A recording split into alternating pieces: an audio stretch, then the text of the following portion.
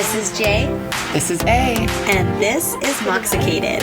where we drop the booze and walk through the reality of life alcohol-free. So grab your favorite mock, get ready to laugh, and let's get Moxicated.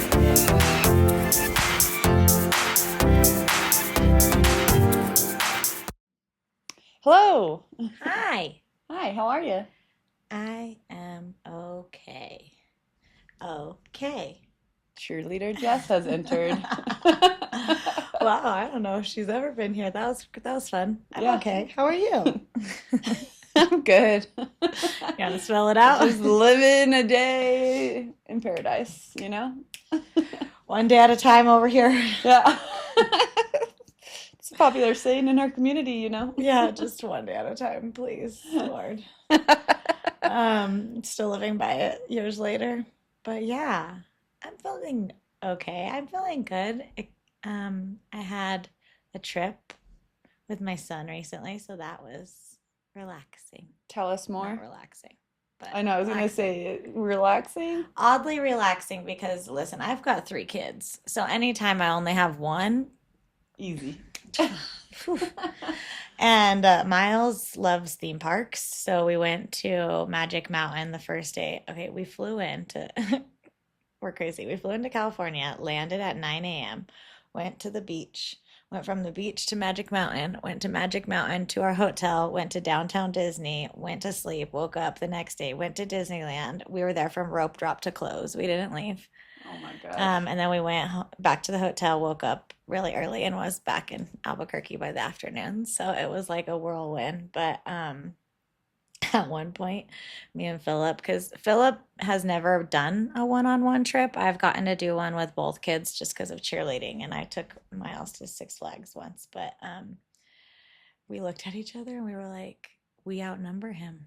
Yeah. There's 2 of us and 1 of him. Like it was, I can't explain it unless you know the feeling. But like the other side of that is so cool is like, you know, getting to spend one-on-one time with any kid, but he's the oldest Yes.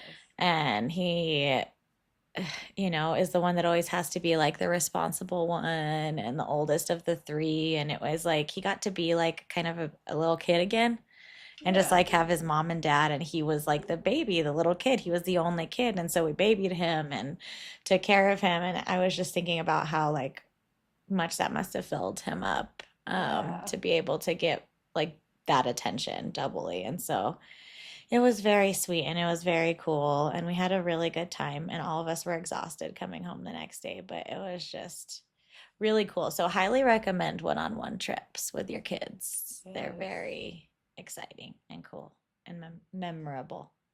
Yes. I know. I don't know if we'll ever do that. Well, you know, Yeah. it doesn't have to be a theme park. Yeah. And Well, no, I, and I mean just like with both parents leaving the other one, we're very well, and it's Velcroed. hard because you are 4, so that would literally just Yeah. be like one person I'd left be like, all right, behind. you're Bye. bye, have fun by yourself, you Yeah, know? at least, and that's like maybe because a lot of times people talk about the number 3 kids. I got warned so many times. Like when I was pregnant with my 3rd, people were like, "Are you sure you want to do this?" I'm like, Like, it's already happening, and people. I'm not having a 4th to even it out. So like, tell me all the bad things now, I guess.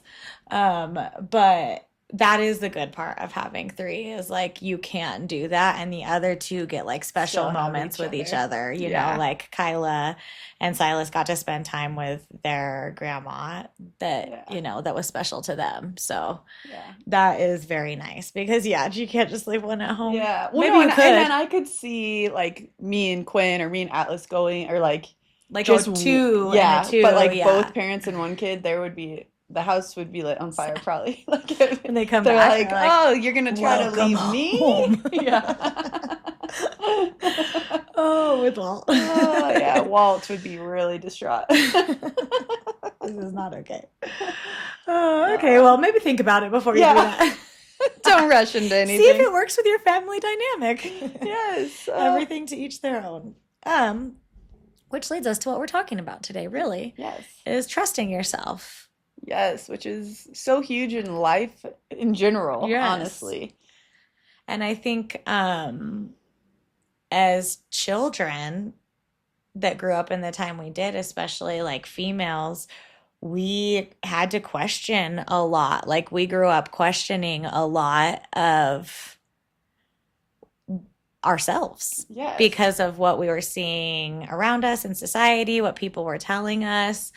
And so I think that that's where like little parts of us, I just keep picturing middle school for me. I don't know why. That's like where little parts of like trusting yourself start to go away.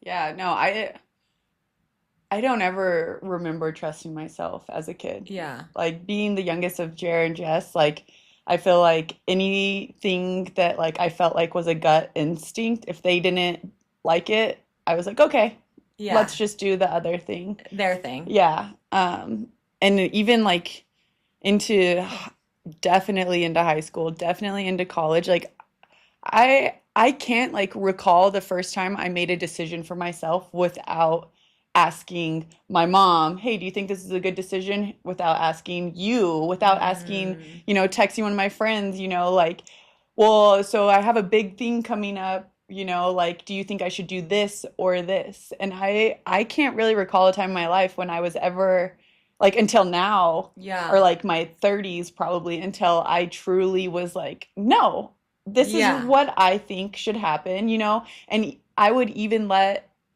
things that I did not trust happen, even though I felt like I knew the right way, but nobody was on board. Does that make Mm-hmm. sense? And so I would just do what they said because I'm like, well, I tried and Yeah. nobody heard me, so I guess I must be wrong, Right. and that's where it got me in a lot of sticky situations, I would say. Well, and it's hard too because I think that that last statement is like very, it resonates with me because as a child, I always had like this strong feeling of what is right and wrong, and I would speak up on it, and I would be laughed at or told I was wrong or like not listened to or not taken seriously.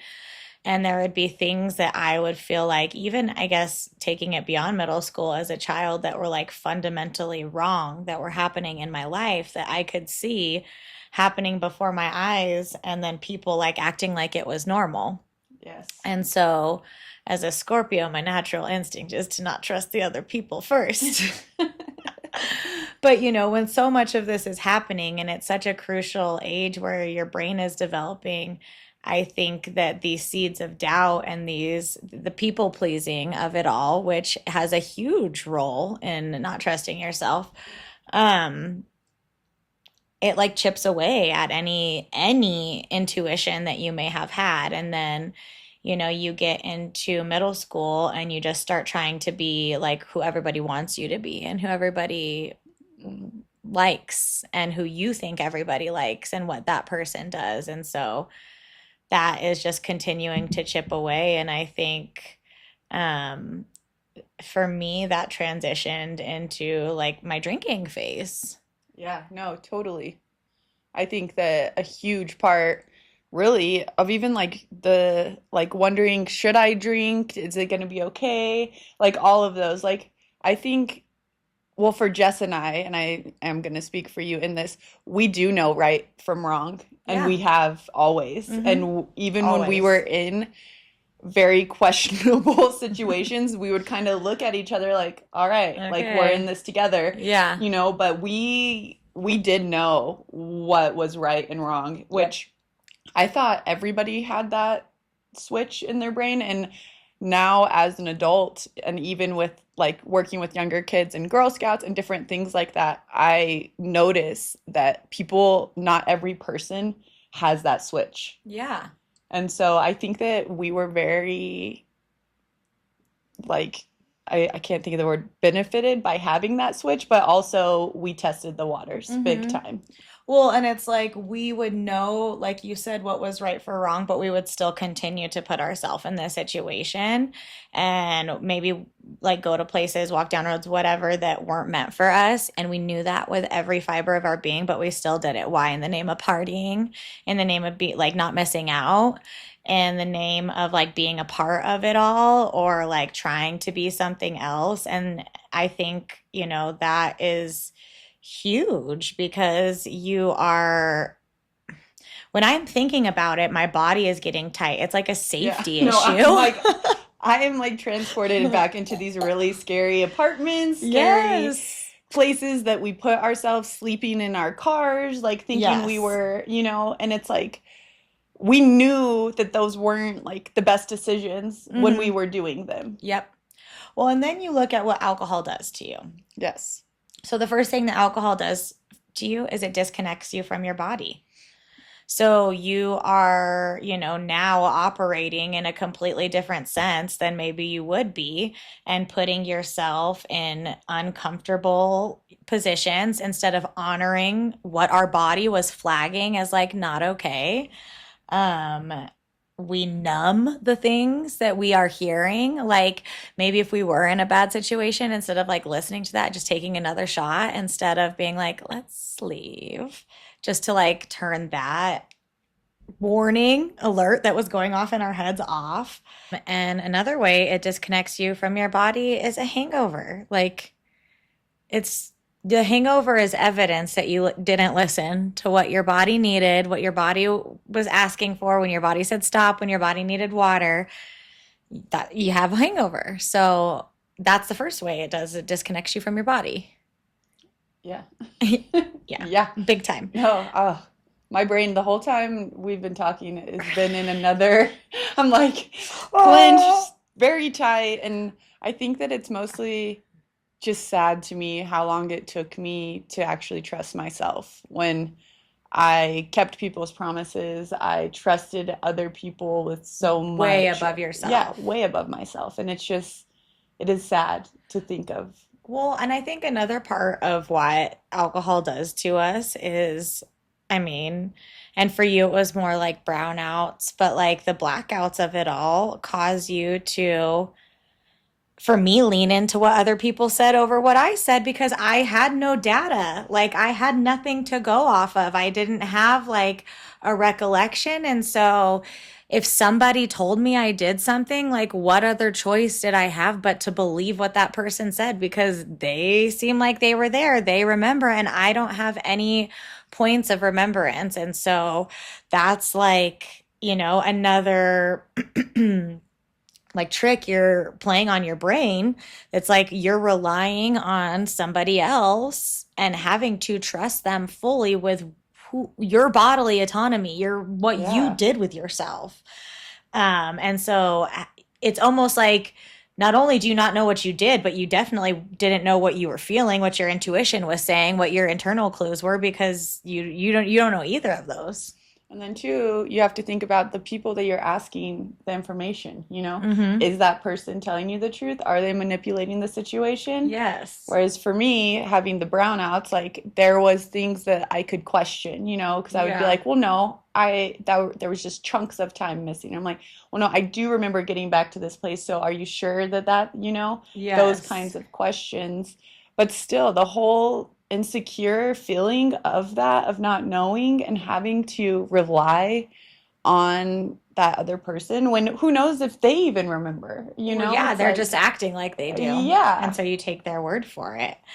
And then, there's always the split identities that drinking creates, like just naturally.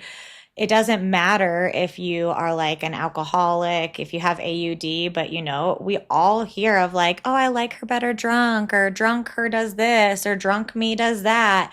And so it's like there's sober you, there's drunk you, and then there's hungover you. And all three of those me's were completely different people. And so having to line all three of them up together and line up their values and intents and wants and needs was very, very difficult and very confusing, because all three of them wanted something different. yeah, no. In this Quitlet book I just recently read, she referred to herself as like the sober Mary and the fun Mary. And like that was Mm, like the devil and angel on each shoulder for yeah. almost every situation. And so it's interesting how you just pretty much said the same thing, Yeah. like that version, this version, and who knows what you're gonna get. Well, and I've said this before, but like so many people are always like, you tell the truth when you're drunk. I didn't. I didn't either. We made a full I fake personalities and lives and would get ourselves in Yes. crazy messes because then they'd be like, oh, me too. And you're like, bye. But I told people what they wanted to hear so Yes. much Oh more when I my was drunk. gosh. I like played up like people, situations, the attention, getting attention by telling people what they wanted to hear. I would never do that sober. Yeah. No. Never. Yeah. We were like fed. Yes. Like give us more. Okay. You Yes. want more? Let me give you more. Yes. Yeah. Ugh. And then I think one of the last ways I guess I was thinking, no, there's probably a million ways. One of the other ways I came up with is you are questioning like, is this normal? Yes. How come they can do it and I can't do it? You're questioning things like, well, what is it that I did? Because you weren't there. You're questioning things like, should I not drink tonight or should I try and moderate? That was the word I was looking for. Monitor is a funny one too. And so you're not even like the one that is taking the reins or narrating your own life. You are just giving that up to questions, kind of like what you're saying. Yeah. You are outsourcing your own intuition, your own decision making, because you're constantly asking these questions. And you know, Suzanne of Sober Mom Life talks a lot about the mental gymnastics of moderation. And it's like in all of these things, you are questioning, well, what about this? Well, what about this? Well, what about this? Instead of being like, and then the girl did this, and then she did this, and Yeah. choosing and narrating your life, you're sitting there in this like this ping pong match Yes. of your own thoughts. Yes. Oh. Hey, Besties AF. It's J&A here to talk makeup. I know for me, I am a no makeup girl. With 3 kids, a business, and a podcast, I don't have time for any sort of makeup routine. But there still are days where I'm finding myself wanting to add a little bit of sparkle to my face. My makeup routine takes about 15 to 20 minutes every day. I'm a big fan of products that feel natural and are healthy for my skin. Thankfully, we just found the coolest new product from Jones Road Beauty. The Miracle Balm. We, of course, both chose the shade Happy Hour. And you guys, this is truly a miracle. Lips, cheeks, highlighter, bronzer, all in one. And the best part for us desert girls is it is moisturizing. I literally dip my finger, add some sparkle, and I'm out the door. It's a game changer for my whole routine. Jones Road Beauty was created by Bobbi Brown, and her products are all clean. Have you seen the Just Enough Tinted Moisturizer? It's so awesome. We ditched the weird chemicals of all alcohol, so you all know we aren't putting any on our face. If you want makeup that brings out your natural glow instead of hiding it, Jones Road is the way to go. For a limited time, our listeners are getting a free cool gloss on their first purchase when they use code MOCK at checkout. Just head to jonesroadbeauty.com and use code MOCK at checkout. After you purchase, they will ask you where you heard about them, and please support our show. Tell them our show sent you. We love you, babes. Now back to our show.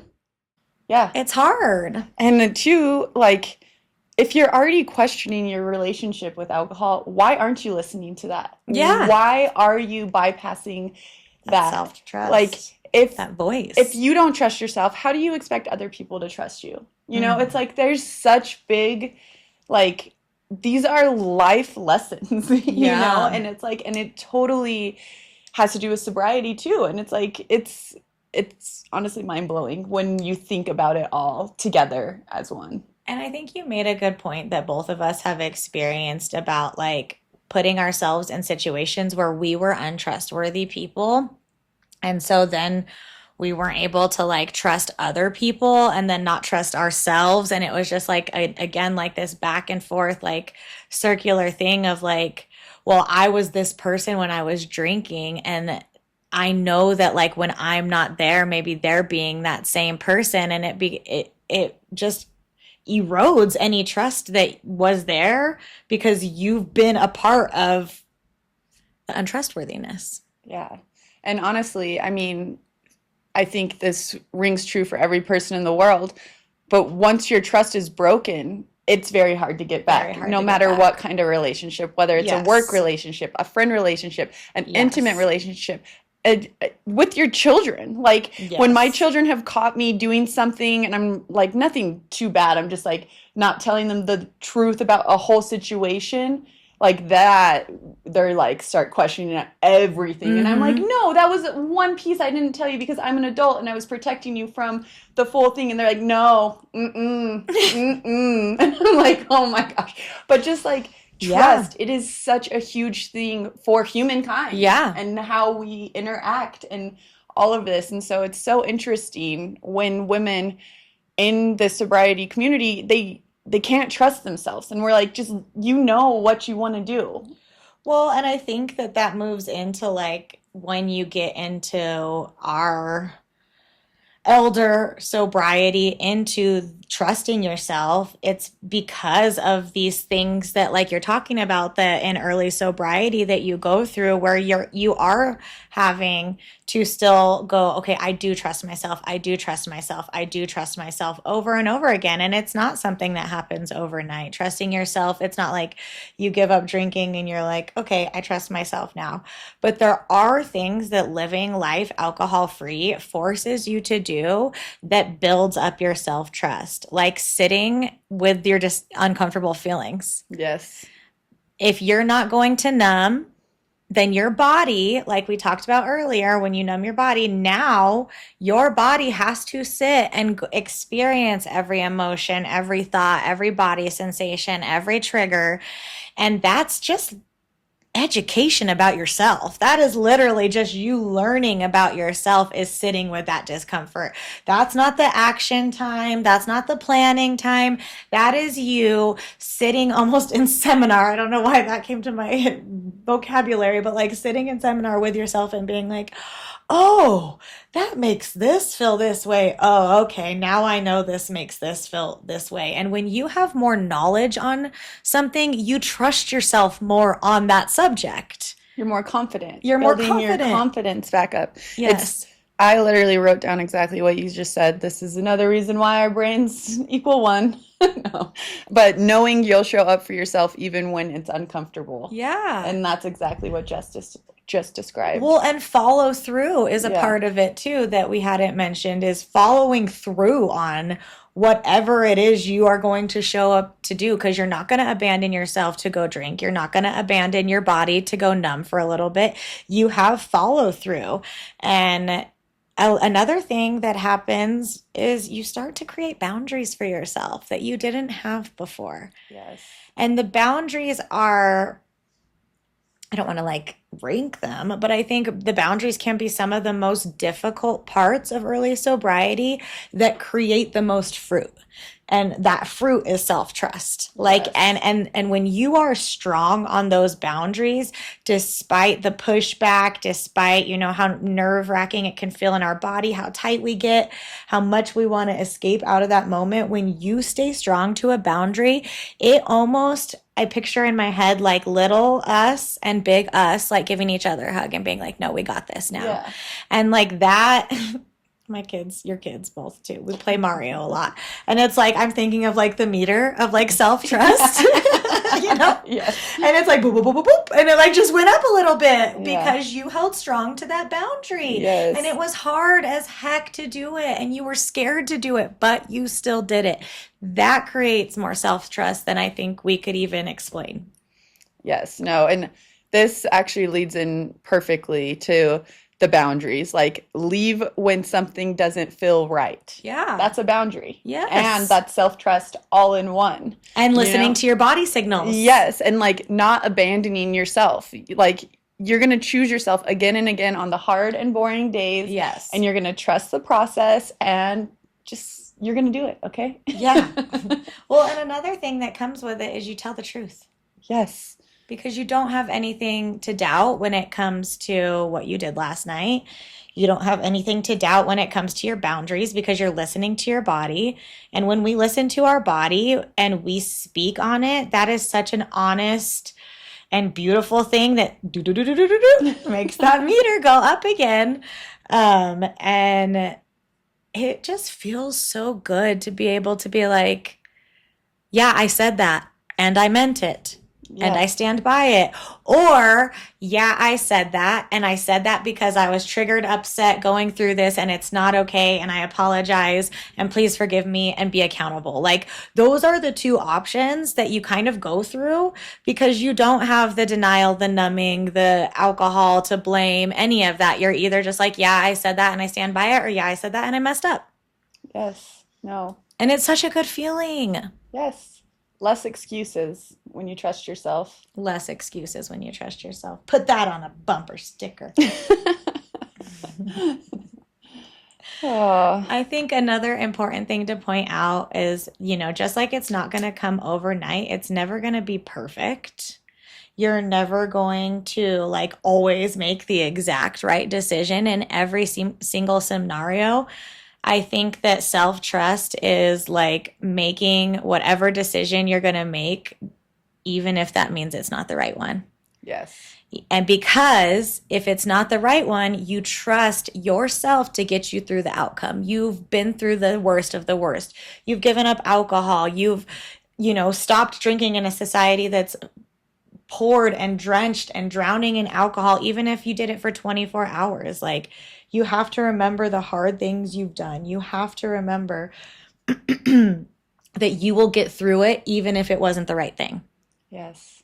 And also give yourself some grace when you do Yes. something that you're like, shoot, didn't really like that, you know? Like you're human and that's a huge part of all of it. To quote Paul Roney, Okay? sophomore year, Eldorado principal. Okay, I'm sorry, it was senior year. It is not how you fall down, but it is how you pick yourself up. Amen, Mr. Roney. Roan dog. But Think he it's listens? no, maybe No. someone will show us, Sean. Anyways, it's so true because I think, and that's like the biggest thing you learn in sobriety is like, I can recover, I can pick myself back up. I've been, to this bottom of mine or this dark moment of mine and look at the beauty that came out of it. And again, that meter is going to keep going up because these are all little mile markers and moments of change in your self-trust journey. And listening to yourself is like the best thing you could do Yes, there's an inner voice for a reason. for a reason. I like to call it your intuition. Maybe Yes. you've heard of it before. Look it up. Come to class, we can talk more. But yeah, that voice is there for a reason and it has developed over years and years. And if you believe similar thoughts than me, like beyond that, like you have the wisdom of your ancestors in you, you have the voices of all of the people that have walked before you living within your body and learning to listen to your body and distinguish what is coming from trigger or fear or happiness or what is coming from your true voice is going to lead to like the ultimate level of being able to trust yourself. And I think that it's attainable. Like this isn't some like dreamland. Yeah, no, it's totally attainable. So, some things, examples of ways Okay. that maybe we have outsourced our trust before. All right. Give it to And us. maybe that you're still doing it. Allie brought up the first one, asking your friends anything. If a guy likes you, if you should wear this. I mean, that's an okay thing. Yeah. Collaboration, but like depending everything on that. Yes. Asking a bartender about your life problems, which I have done. Or even just like bringing like outside sources into your life when you're drinking That you don't even that you know. don't even know. And you would value their opinion over your own gut intuition. Like, Ugh. I was a cocktail waitress for many years, and I would lie Lie. to all these people. If Yes. someone would ask me that drunk, I'd be like, "Oh, what version are you gonna get today?" You know, like yeah, no, those are my favorite times. Oh gosh. I think another one is like taking polls, like extensive polls, and that doesn't mean like on Instagram. Maybe you do that, Yeah. but like asking more than one people. What do you think about Yeah. this? Well, what about you? What about you? What about you? That's too many voices, too many Yeah. cooks in the kitchen, babe. And then you're like, shoot, this person thinks I should do this. This person thinks, how am I supposed to figure it out? And then you probably end up going back to your Your first. original thought. Yes, and that should be your red flag number one. Yes. Trust yourself. You knew in the beginning what to do. Trust yourself. Okay, and then another one, which I am still guilty of this to this day, Let's hear it. is Googling like things that are wrong with you. Or like when you're sick or your kids are sick. That's especially like outsourcing your mama intuition. Yeah. And I think I did that a lot when I was younger as like my first baby mom, a mom of my first baby. I have like so anyways. I would like Google things, or like listen. We had a crazy pediatrician for Miles for like the first 4 months. Thankfully, that's all it was. But he would say things and it just would make me question my mom intuition. And then I would go looking at everything. And when I was pregnant with Silas, I would go like Googling everything. And it was just everything that was coming from inside here. And that was sober, Jess, was being questioned because I was being flooded with stuff, other people's opinions that I was seeing on the internet. Well, I think motherhood is a huge time when you like Yes. outsource. And for me, with Quinn, the first 4 months, I outsourced everything from my sister to my mom to people I didn't know to the internet to blogs to everywhere because Yes. I was so insecure in being a mom. Yeah. And finally, one day I was like, none of this is working for me. Yes. This is a catastrophe. We haven't slept in months. Like, this is awful. I'm going to figure out my own way. And it's Mm-hmm. like, what if I would have just trusted myself in that first month? Mm-hmm. And yeah, it's a small timeline in it, but in those days they were so freaking long and I felt like they were never gonna end, Yeah. and I was just asking anybody. Grasping for help. Yeah, anybody. Like, well, how did Yeah. you do this? How did you do that? And oh, There's something to be said about like when you're most vulnerable is when like the trust might be outsourced the yeah. most Yes, because totally. you are feeling so vulnerable in that moment. Um, I have some little wins of little moments where you can start to win your trust back. Hmm. The first one, leave early. Yes. You don't have to stay all night. You don't No. have to stay even if you're like, well, I can, or, just because I'm not drinking, you can leave early. You're not going to miss anything, but things starting to get a little sloppy. Yes. Saying no. And I want you to think back, especially if you have been alcohol free, for a few months under your belt, to the first time you said no when someone offered you a drink. And didn't explain why. Yeah. Yeah. But even just turning it down and like understanding like no, saying no, because that is a powerful thing of self-trust in itself, is saying no to what isn't there for you. And just think about how that made you feel. Because you can keep saying no if you want. Yeah. It Co-signed. gets easier and easier to say no the more you do it. I say no all the time. Yeah. And that leads me to our next one. Canceling something